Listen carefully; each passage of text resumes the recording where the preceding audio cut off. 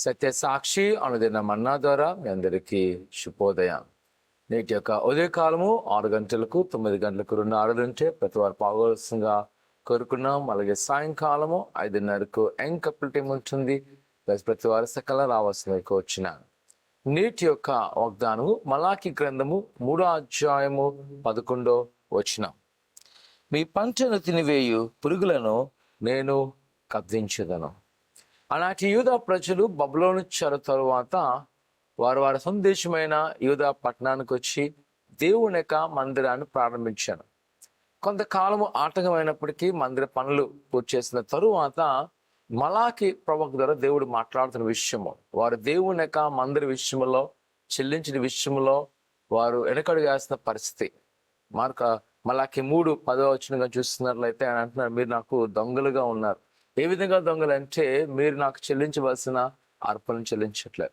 అయితే మీరు ఎప్పుడైతే నేను మీకు అనుగ్రహించిన స్వాధ్యములో, మీకు అనుగ్రహించిన ఫలములో మీరు మీ యొక్క దశమ భాగం చెల్లిస్తారో, నేను అంటున్నాను కదా, ఆకాశము నుండి వాక్యం నింపి పట్టజనది విస్తారమైన ఫలములతో నింపి మీ యొక్క పంటను తినివేసే పురుగులు ఏవైతున్నాయో వాటిని గద్దిస్తాను, అనగా నేను నీకు సహాయం చేస్తాను. నిజమైన ప్రసంగమా, దేవునికి చెల్లించే విషయంలో వెనకడుగు వేయవద్దు.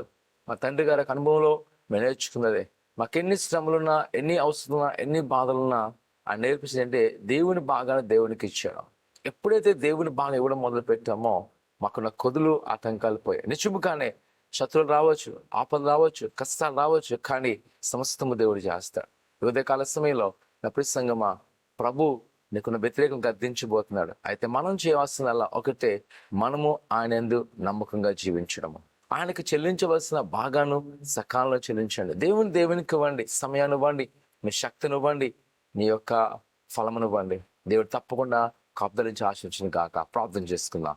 పరిశుద్ధుడా ఘనమైన దేవా, నీ కొన్నాళ్ళు నీ బిడ్డలైన వారిని మీకు జ్ఞాపకం చేసుకోండి. నీ కృపాక్షలు నింపండి. వారికున్న కొదులను ఆటంకాలను తొలగించండి. నీ హస్తాలను భద్రపరుస్తూ నీ సన్నిధిలో ఏదైతే అడుగుతున్నారో వాటిని నెరవేర్చమంటున్నా దేవా, నీ కొన్నాళ్ళు. అయినా మీరు ఏదైతే ప్రభా వాగ్దానం ఇచ్చిన ప్రకారము సమస్తమునైనా నీ ఆధీనంలో ఉన్నది. అయినా ఏ పురుగు, ఏ వ్యాధి అయినా సోకకుండా నీ ప్రజలను కాపాడండి. ఇదిగో నీకు చెల్లించే విషయంలో మేము వెనకడుగు వేయకుండా మేము చేయడానికి సహాయం చేయమని యేసునామమున అడుగుతున్నాం తండ్రి, ఆమేన్. ప్రభువునందు నమ్మకించండి, ఆయన పట్ల గొప్ప కార్యం చేయను గాక. ఆమేన్.